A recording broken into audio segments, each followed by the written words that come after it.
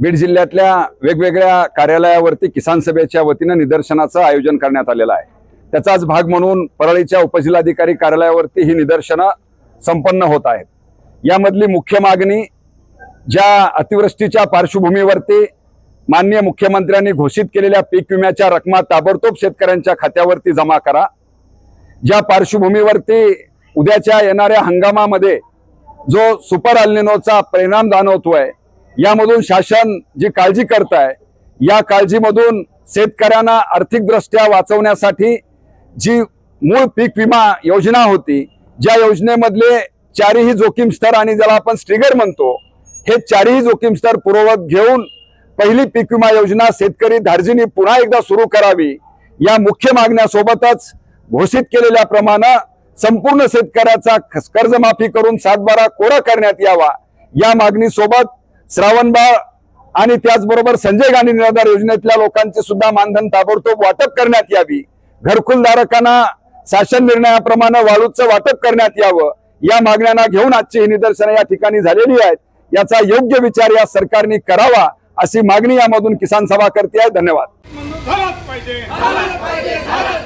25चा खरीप पीक विमा त्वरित मंजूर झालाच पाहिजे।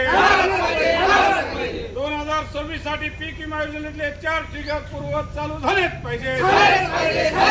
शेतकऱ्यांना सरसकट कर्जमाफी मंजूर झालीच पाहिजे। शेतकऱ्यांना सरसकट विनाअट कर्जमाफी मंजूर झालीच पाहिजे।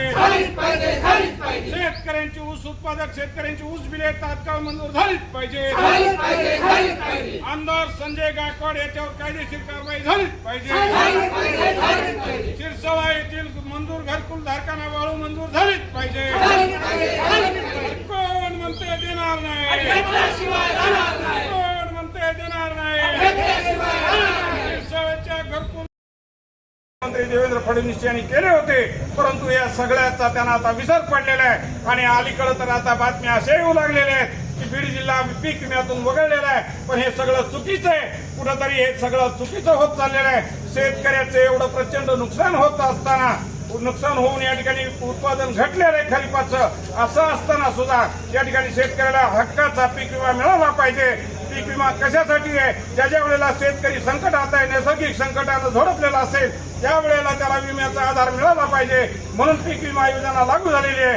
परंतु या ठिकाणी असं उलट चित्र दिसायला लागले की एवढं पीक गेलेलं असताना सुद्धा आपल्याला या ठिकाणी असं दिसायला लागलेलं आहे की बीड जिल्हा, लातूर जिल्हा आणि उस्मानाबाद वगळण्याच्या बातम्या येऊ लागलेल्या आहेत। परंतु हे सगळं चुकीचं आहे, चुकीचं होऊ लागलेलं आहे। शेतकऱ्यावर प्रचंड अन्याय होऊ लागलेला आहे।